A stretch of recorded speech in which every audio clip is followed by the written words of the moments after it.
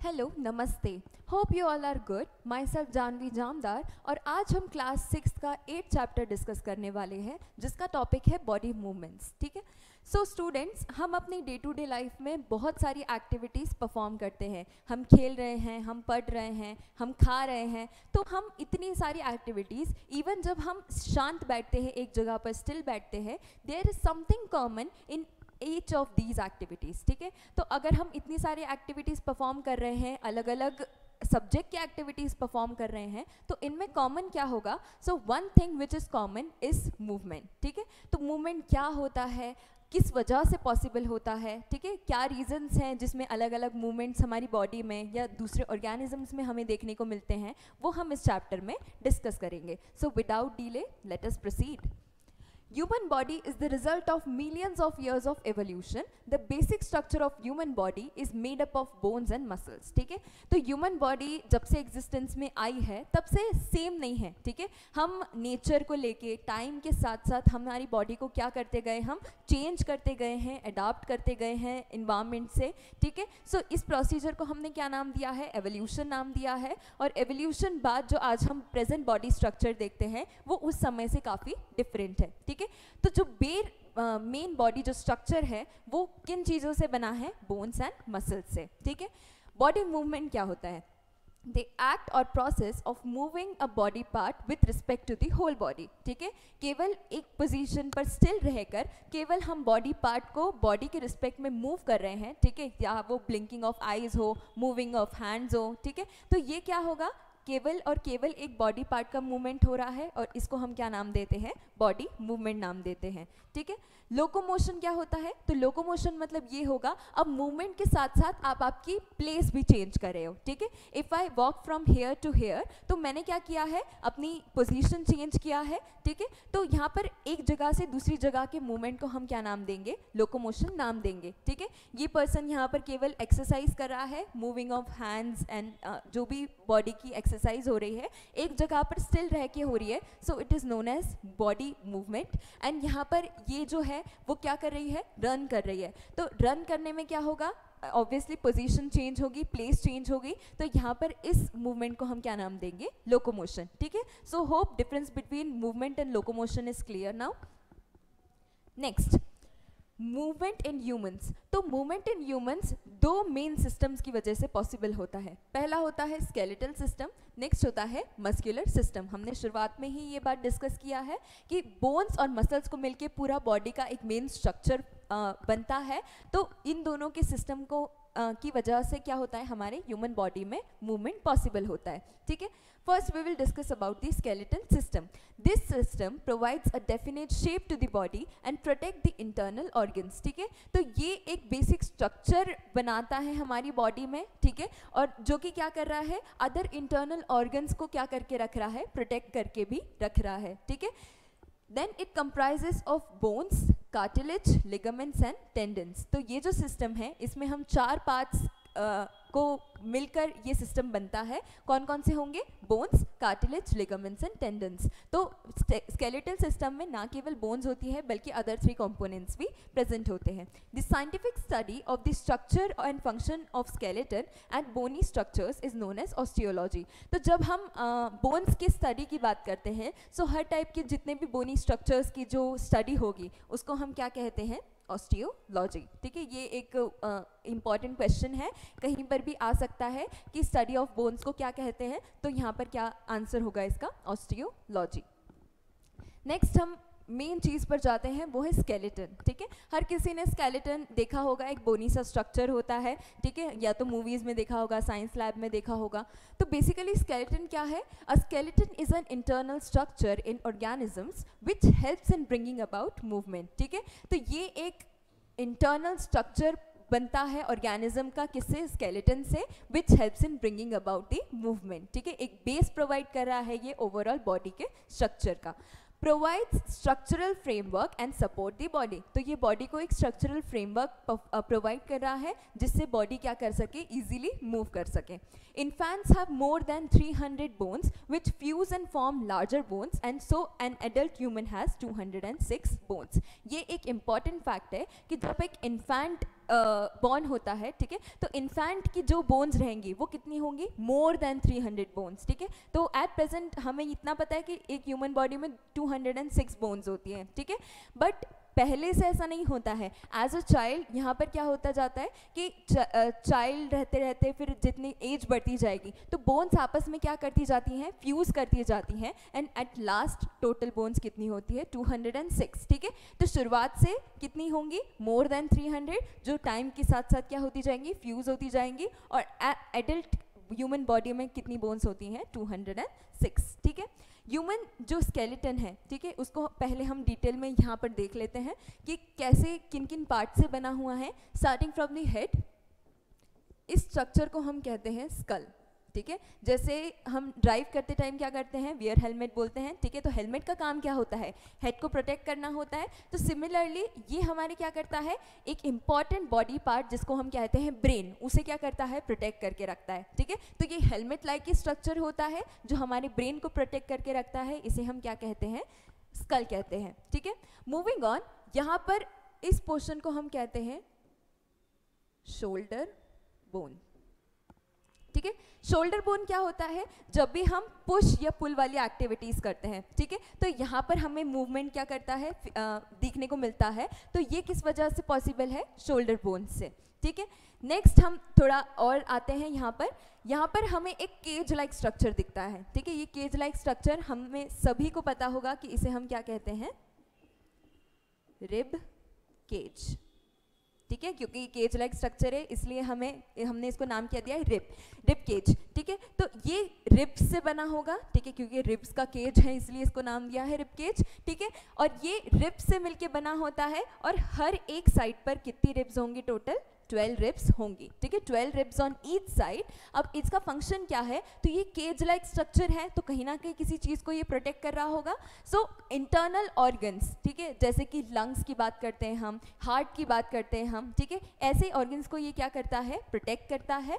Plus जो हमारी chest bone है उसको बैक बोन से क्या करेगा, ये कनेक्ट करने का काम भी करेगा। तो रिब केज क्या होगा, ये टोटल 12 रिब्स से मिलके बनता है, 12 ribs on each side, and what is its function, to protect the internal organs like lungs and heart, ठीक है। plus it also performs the function of connecting the chest bone to the backbone, ठीक है।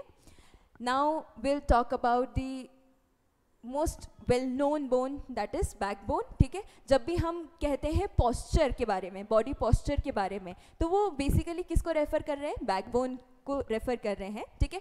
Backbone एक पूरी लंबी bone नहीं है, ठीक है, it is comprised of smaller bones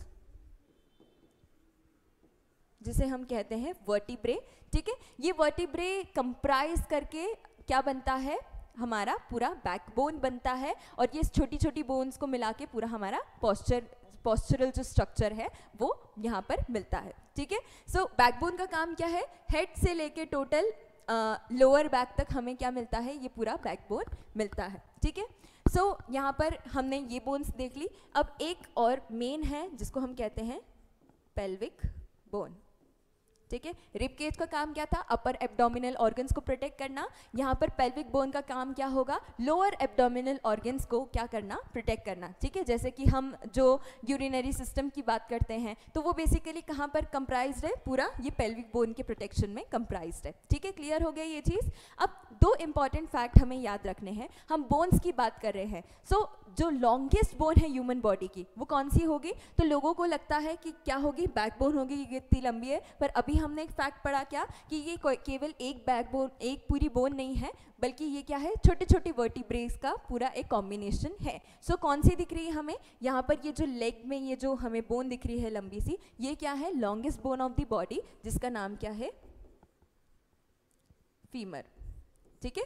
तो यहाँ पर ये जो फीमर है वो लॉन्गेस्ट बोन है। अब कोई एक छोटी बोन भी होगी, ठीक है, जो स्मॉलेस्ट होगी, वो हमें मिलती है हमारे ईयर में। सो मिडिल ईयर में 3 बोन्स प्रेजेंट होती है, जिसमें से एक है स्टेप्स, ठीक है। तो ये जो स्टेप है जो हमारे मिडिल ईयर में हमें मिलती है वो क्या है, smallest bone of the human body. So longest या लार्जेस्ट बोन क्या है, फीमर, एंड स्मॉलेस्ट बोन क्या है, स्टेप्स, ठीक है। सो एक स्केलेटन का स्ट्रक्चर हमें क्लियर होगा। नेक्स्ट होता है जो स्केलेटन है, वो बेसिकली जो स्केलेटल सिस्टम है उसको डीप स्टडी के लिए हमने दो पार्ट्स में डिवाइड किया है। पहला होता है एक्सियल स्केलेटन, जिसमें ये सारे जो ब्लू में हाईलाइटेड पार्ट्स हैं उन्हें हम स्टडी करते हैं। नेक्स्ट होता है एपेंडिकुलर स्केलेटन, इसे हम हायर क्लासेस में डिस्कस करेंगे, बट फॉर नाउ हमें बस इतना पता होना चाहिए कि स्केलेटन जो सिस्टम है वो दो सिस्टम में डिवाइडेड है, axial and appendicular skeleton system, ठीक है। नेक्स्ट मूविंग ऑन, जब हमने बात की थी बॉडी स्ट्रक्चर की, तो बॉडी स्ट्रक्चर में मेन रोल किसका था? बोन्स एंड मसल्स का। तो अब मसल्स क्या होती हैं? So they are the pieces of soft tissues throughout the body, ठीक है। तो ये सॉफ्ट टिश्यूज से कंप्राइज होके क्या बनता है? एक मस्कुलर सिस्टम बनता है। There are about 600 muscles in human body, ठीक है। बोन्स कितनी हो गई? 206, और यहाँ पर मसल्स कितनी हो गई? More than 600 muscles form the whole human body, ठीक है। The role of muscles in the body is contraction and relaxation। जब भी हम नॉर्मली जब हम जिम फ्रीक लोग याद करते हैं तो वो क्या करते हैं? अपनी बॉडी ऐसे देखेंगे तो बेसिकली क्या होगा, यहाँ पर हमें ये मूवमेंट देखने को मिलता है, और ये यहाँ पर जो कंट्रैक्शन एंड रिलैक्सेशन है वो ना केवल बोन्स की वजह से पॉसिबल है, बल्कि एक और स्ट्रक्चर है जो उसको एक बेस प्रोवाइड कर रहा है, जिसका नाम क्या है? मस्कुलर सिस्टम, ठीक है। अब हम नॉर्मल एक केस लेते हैं, जब हम दो सॉलिड को प्लेस करेंगे और उनको आपस में रब करेंगे, ठीक है। तो सॉलिड जब आपस में रब होंगे और हम कंटिन्यूसली उसको रब करते जा रहे हैं, तो एक टाइम बाद क्या होगा?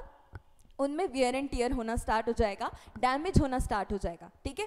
तो सिमिलर हमारी बोन्स भी क्या है? सॉलिड स्ट्रक्चर है जो आपस में क्या है? जॉइंट है। अब अगर बोन्स कंटिन्यूसली वर्क कर रहे हैं, मूवमेंट में हेल्प कर रहे हैं, तो आपस में उनका क्या होने का चांसेस है? रब होने का चांसेस है, डैमेज होने का चांसेस है, ठीक है। So there is something which is helping the bones to not to rub, ठीक है। वियर एंड टियर को रोकने के लिए, बोन्स को प्रोटेक्ट करने के लिए क्या कुछ एक चीज़ होगी जो काम कर रही होगी। तो एक चीज़ हम यहाँ पर पढ़ते हैं जिसे हम कहते हैं क्या? कार्टिलेज, ठीक है। कार्टिलेज एक ऐसा एक सॉफ्ट पार्ट होता है जो हमें क्या मिलता है? दो बोन्स के बीच में मिलता है, जो बोन्स को क्या करता है? प्रोटेक्ट करके रखता है आपस में रब ऑफ होने से, ठीक है। It is not as hard as bones, so can be bent, ठीक है। ये हार्ड नहीं है, ये कुछ सॉफ्ट पार्ट ही है जो कि क्या कर रहा है? बोन्स के बीच में हमें मिलता है। It provides cushioning effect between bones, ठीक है। ये कुशनिंग इफेक्ट प्रोवाइड कर रहा है। अब ये केवल बोन्स के बीच में नहीं मिलता, हम जब बात करते हैं ईयर की, ठीक है, जब हम ईयर लोब की बात करेंगे, सो लोअर पार्ट जो है वो भी कैसा होगा? मूवेबल है, ठीक है। हार्ड नहीं है कि बोन्स जैसा है कि हम बीच में से मोड़ नहीं सकते। ईयर हमारा हम क्या कर सकते हैं? मूव कर सकते हैं। सिमिलरली हम नोज़ की बात करते हैं तो नोज़ को भी हम क्या कर सकते हैं? मूव कर सकते हैं, ठीक है। तो यहाँ पर भी हमें पता है कि एक कुछ तो सॉफ्ट टिश्यू लाइक स्ट्रक्चर यहाँ पर हमें मिल रहा होगा। So what is present here? Cartilage, ठीक है। सो कार्टिलेज हमें कहाँ मिलेगा? बिटवीन द बोन्स प्लस इन नेक, यहाँ पर नोज़ में और हमारे ईयर में, ठीक है। नेक नहीं, यहाँ पर नोज़ एंड ईयर में हमें मिलेगा।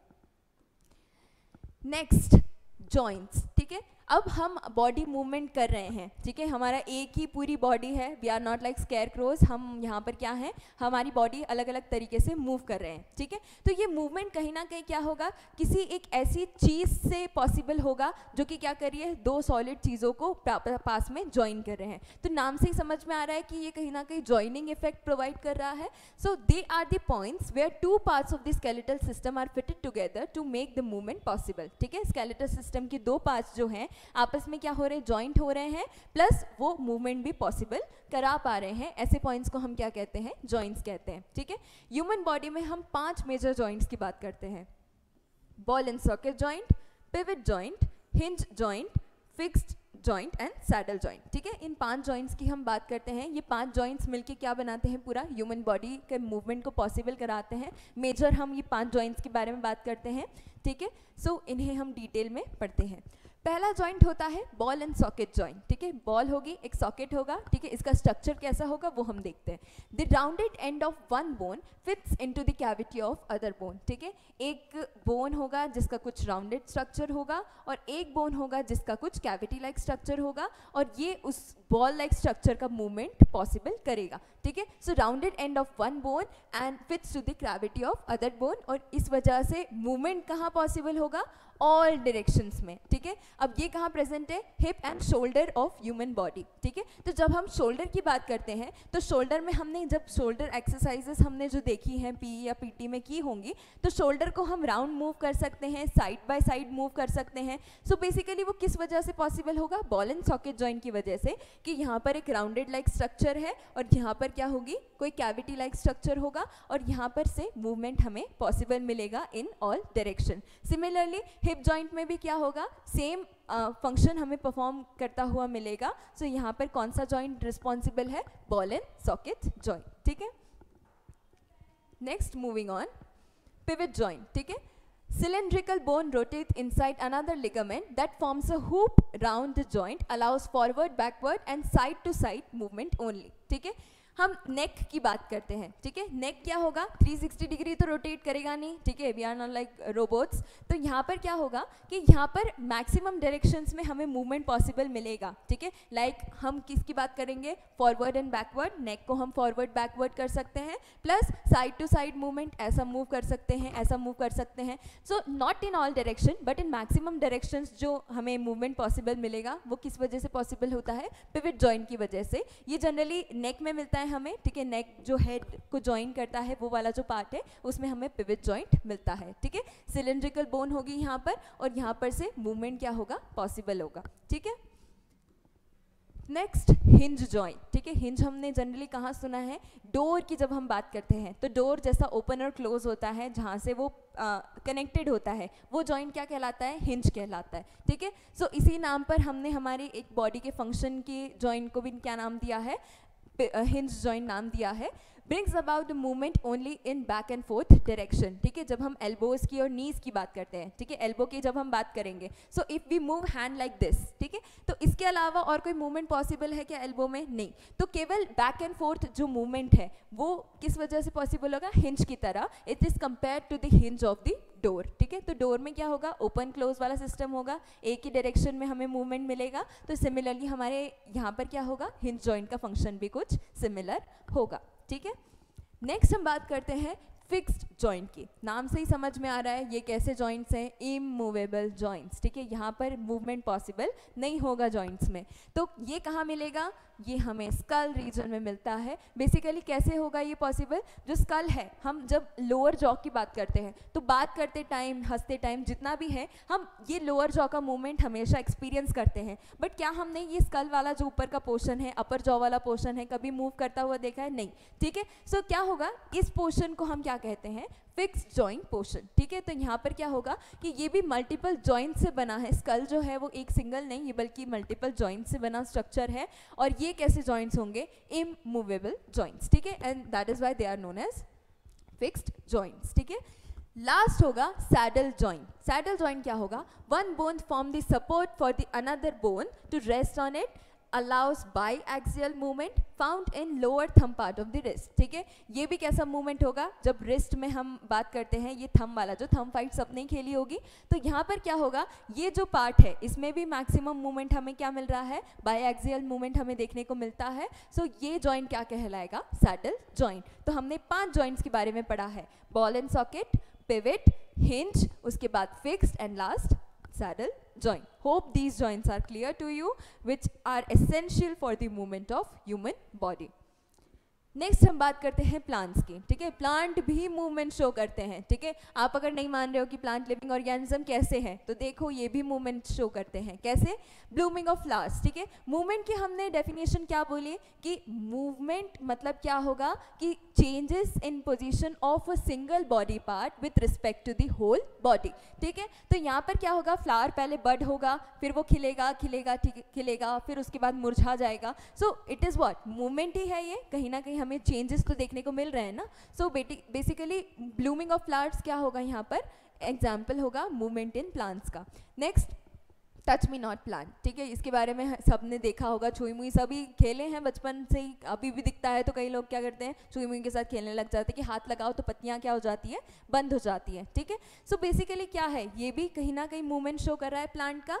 लास्ट हम पढ़ते हैं सनफ्लावर के बारे में। सनफ्लावर जो होता है वो सन के साथ साथ क्या करता है? मूव करता है, ठीक है, जहाँ सन जाएगा उस डायरेक्शन में अपना फेस कर लेता है. So it is the example of movement in plants. तो प्लांट भी हमें मूवमेंट शो करते हैं, प्लांट में भी मूवमेंट होता है, ठीक है. Next, gaits of animals. तो एनिमल्स का बेसिकली क्या होगा, ह्यूमन लाइक स्ट्रक्चर नहीं होता है, ठीक है, इनके भी कुछ अलग अलग फंक्शंस होते हैं, अलग अलग ऑर्गेनिज्म अलग अलग फंक्शंस परफॉर्म करते हैं, मूवमेंट शो करते हैं अलग अलग तरीके से. सो ये क्या होगा, उनके बॉडी स्ट्रक्चर्स की वजह से पॉसिबल होगा. तो क्या होता है, the different patterns of the movement of animals is due to the differences in their skeletal structure are called as gaits of animals. तो उनके अलग तरह के skeletal structure की वजह से जो अलग तरह के movements हमें देखने को मिलते हैं उसे हम क्या कहते हैं, gaits of animals. यहाँ पर हम basic 6 ऑर्गेनिजम्स की बात करेंगे जिनके बॉडी स्ट्रक्चर्स एक दूसरे से काफ़ी अलग हैं, काफ़ी यूनिक हैं और उनके बॉडी मूवमेंट्स भी हमें उस हिसाब से अलग देखने को मिलते हैं. We will study about earthworms, cockroach, snail, snakes, fishes and birds. ठीक है, इन 6 ऑर्गेनिजम्स को हम डिटेल में पढ़ते हैं. पहला आता है अर्थवर्म. ठीक है, अर्थवर्म सबने देखा होगा. ठीक है, तो अर्थवर्म क्या करता है, इसके कोई पैर नहीं होते हैं. ठीक है, तो ये कैसे मूव कर रहा है, और मेन चीज़ तो है it does not have bones. ठीक है, ये ऐसा स्लाइमी जैसा मूव कैसे कर रहा है, क्योंकि इनमें बोन्स नहीं होती है. तो मूव कैसे कर रहा है, the body is made up of many rings joint end to and.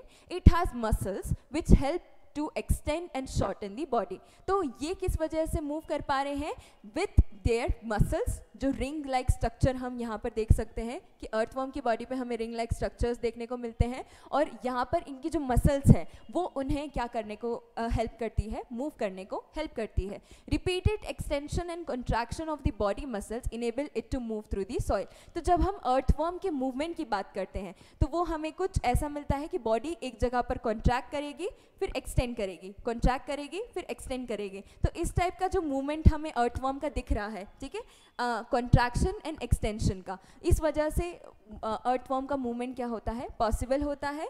Plus it has a large number of tiny bristles connected with the muscles with them that help them to good grip with the soil. ठीक है, तो यहाँ पर क्या होगा कि जब हम अर्थवर्म की बात करते हैं तो उनकी लोअर बॉडी में ब्रिसल्स होते हैं. ठीक है, छोटे छोटे हेयर लाइक स्ट्रक्चर्स होंगे जो कि उनको क्या करेंगे, सॉइल के साथ ग्रिप प्रोवाइड करने में हेल्प करेंगे. देखो एकदम स्मूथ बॉडी होती है ना, तो वो क्या करेगी, ग्लाइड करेगी. ठीक है, तो सॉइल में विद दैट ग्लाइडी बॉडी यहाँ पर होना पॉसिबल, मूवमेंट ईजी नहीं है. तो यहाँ पर कैसा होगा, वो ब्रिसल्स जो हेयर लाइक एक्सटेंशंस होंगे वो सॉइल को प्रॉपर ग्रिप करने में हेल्प करेगा, and with the help of that bristles वो क्या करेंगे, वो मूव करेंगे सॉइल को ग्रिप करते हुए. ठीक है, सो मसल्स एंड ब्रिसल्स ये 2 इंपॉर्टेंट चीज़ें हैं जो अर्थवर्म के मूवमेंट में उन्हें हेल्प करती हैं. Next, moving on to snail. They move with the help of their muscular flat foot which is made up of strong muscles. तो जब हम स्नेल की बात करते हैं तो उनका ये जो लोअर मस्कुलर फ्लैट फुट है वो उन्हें मूवमेंट में क्या करेगा, हेल्प करेगा. इनके भी लेग्स नहीं होते, इनका एक मस्कुलर फ्लैट फुट होगा, थोड़ा स्लाइमी लाइक स्ट्रक्चर होगा, तो ये भी क्या करेंगे, वैसे ही मूव करेंगे. It also has an outer skeleton which is called shell but it is not made up of bones. ठीक है, अभी तक हमने क्या पढ़ा था कि स्केलेटन जो होता है वो बॉडी का इंटरनल स्ट्रक्चर का पार्ट होता है, प्लस वो क्या होता है, बोन्स से बना होता है. ठीक है, पर यहाँ पर हम एक नया कंसेप्ट पढ़ते हैं आउटर स्केलेटन की. ऐसा स्केलेटन जो बाहर से देखने में विजिबल होता है, प्लस ये बोन से नहीं बना होता है. तो स्नेल में जब हम शेल की बात करते हैं तो शेल क्या होता है, उस स्नेल का क्या होता है, एक तरीके से प्रोटेक्शन भी बोल सकते हैं हम, कि स्नेल की बॉडी को प्रोटेक्ट करता है वो. तो ये क्या होता है, एक स्ट्रक्चर होता है जिसे हम कहते हैं आउटर स्केलेटन. ये बोन से नहीं बना होता है, तो इसे हमने नाम दिया है क्या, शेल. ठीक है, they glide along with the surface powdered by succeeding waves powered by succeeding waves of muscular contraction of the foot. ठीक है, तो इस फुट के मस्कुलर कॉन्ट्रैक्शंस की वजह से ये क्या करता है, हेल्प करता है मूवमेंट में इनकी, और यहाँ पर ये भी सिमिलर तरीके से ग्राउंड पर चलते हैं. ठीक है, नाउ कॉकरोच. ठीक है, सुनते से ऐसा लगता है ई कॉकरोच. ठीक है, सो क्या होगा यहाँ पर, it can walk as well as fly. ठीक है, चल रहा है तब तक ठीक था, ये तो उड़ता भी है. ठीक है, बड़ा खौफनाक चीज़ है ये. Its body is covered with hard outer skeleton. It is made up of different units joined together. तो जब हम कॉकरोच की बात करते हैं तो ये वॉक भी कर सकता है, फ्लाई भी कर सकता है. इसकी जो बॉडी है उसके ऊपर क्या होता है, एक आउटर स्केलेटन भी होता है, ठीक है. प्लस इनकी बॉडी जो है वो अलग अलग यूनिट्स को कंबाइन करके बनती है, ठीक है. It has 3 pairs of legs and 2 pairs of wings, ठीक है. 3 pairs ऑफ लेग्स उनको क्या करते हैं, मूव करने में हेल्प करेंगे, ठीक है. और 2 pairs of wings उनको फ्लाई करने में हेल्प करेंगे. It has distinct muscles are use for movements, ठीक है. इनके जो मसल्स हैं जो उनके लेग्स और विंग्स को और पूरा जो बैक है उसको कनेक्ट करके रखते हैं, ये इनके मूवमेंट में क्या करेंगे, हेल्प करेंगे, ठीक है. नेक्स्ट स्नेक, ठीक है. यहाँ पर हम स्नेक के बारे में पढ़ते हैं. It has long backbone with many thin muscles for the movement, ठीक है. इनकी एक पूरी बहुत लंबी सी एक बैकबोन होती है जो इनके मूवमेंट में हेल्प करेगी. Its body curves into many loops and each loop gives it a forward push by pressing against the ground, ठीक है. जब हम स्नेक की बात करते हैं तो ये स्ट्रेट कभी नहीं चलता है. ये कैसे चलेगा, ये लूप्स फॉर्म करेगा, ये इस तरह के लूप्स फॉर्म करेगा और ये लूप की हेल्प से क्या करेगा, स्नेक आगे फॉरवर्ड मूव करेगा. तो ये क्या होगा कि इसकी बॉडी लूप्स फॉर्म करेगी, इस वजह से एक तो ये फास्ट चलेगा, ठीक है. स्नेक हम जब देखते हैं तो काफ़ी तेज स्पीड से जाता है. प्लस ये एकदम स्ट्रेट नहीं जाएगा, ये लूप्स बनाने की वजह से वेव लाइक स्ट्रक्चर में चलेगा और ये वेव्स बनाते हुए चलेगा. And that's what makes snake movement unique. It muscle also connect the backbone, ribs and skin, ठीक है. तो इसकी मसल्स ना केवल बैकबोन को सपोर्ट करती है, रिब्स और स्किन को भी क्या करती है, स्नेक की सपोर्ट करती है, ठीक है. तो स्नेक मूवमेंट क्या होगा, लूप्स फॉर्म करके जो वेव लाइक स्ट्रक्चर होगा वो परफॉर्म होगा, ठीक है. यहाँ पर हम बात करते हैं बर्ड्स की, ठीक है. तो बर्ड्स का हमें पता है क्या कर सकते हैं, वॉक कर सकते हैं, फ्लाई कर सकते हैं, ठीक है. प्लस कुछ बर्ड्स एक्सेप्शनल होती हैं जो कि स्विम कर सकती हैं, जैसे कि डक और स्वान, ठीक है. बट मेन फंक्शन जो है फ्लाई एंड वॉक, ठीक है. The bones are hollow and light. अब बोन्स लाइट वेट है, इसी वजह से उनको फ्लाई करने में क्या मिलती है, हेल्प मिलती है. अगर जितना हैवी ऑब्जेक्ट होगा उसको फ्लाई करने में उतनी दिक्कत आएगी. तो इनकी बोन्स पहले से क्या होती है, हॉलो होती है, लाइट वेट होती हैं, ताकि उनको फ्लाइट में क्या मिले, हेल्प मिले.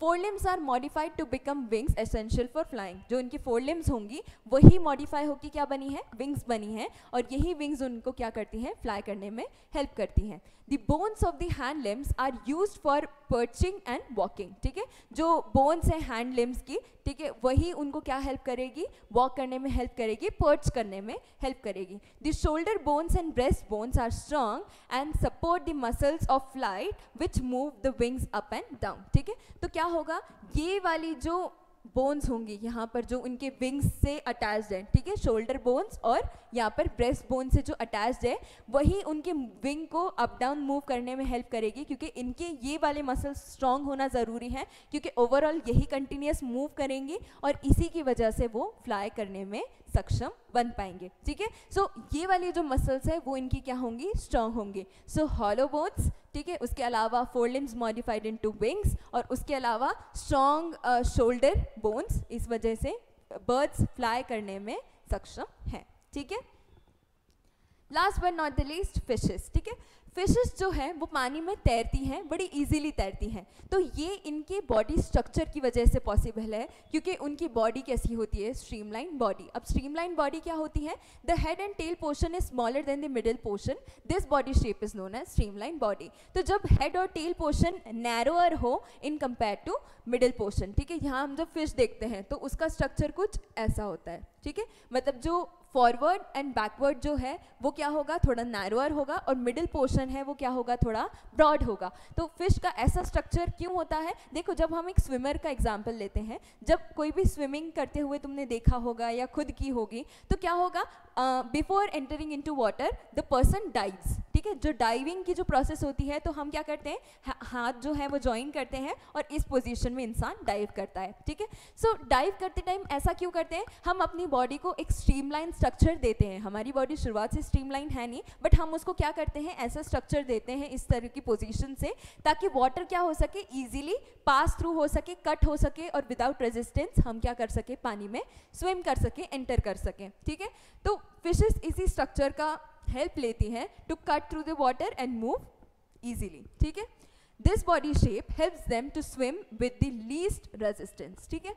दे use their tail fin for small jerks through water and fins assist them in swimming. तो fins और tail जो है उनको assist करती है swimming करने के लिए, ठीक है. ये continuous अपनी body को jerk देते हैं. जब हम बात करते हैं fish के tail की, तो वो continuous क्या कर रही है, move कर रही है, और ऐसे ऐसे वो भी क्या करेगी, swim करेगी, ठीक है. जब हम बात करते हैं fish की, तो S टाइप से swim करेंगी. प्लस इनकी जो tail है उसका एक और specific function है जो कि क्या है, changing डायरेक्शन, ठीक है. फिश फटाक से जाके क्या कर सकते हैं, अपनी डायरेक्शन चेंज कर सकती है. तो कैसे कर रही हैं वो, with help of their tail, ठीक है. तो टेल की हेल्प से वो डायरेक्शन चेंज कर रही है, स्विम कर रही हैं, ठीक है. प्लस फिन्स भी उन्हें असिस्ट कर रहे हैं स्विमिंग करने के लिए. And the best and the most useful part for their best swimming is the streamline body, ठीक है. तो streamline body, fins and tail, इन वजह से इन के जो स्विमिंग है इनका मूवमेंट थोड़ा यूनिक बनता है बाकी ऑर्गेनिजम्स के कंपैरिजन में, ठीक है. So hope you like the lecture. Follow for more content. Keep watching Gyanshila academy. For now, thank you so much. Bye bye.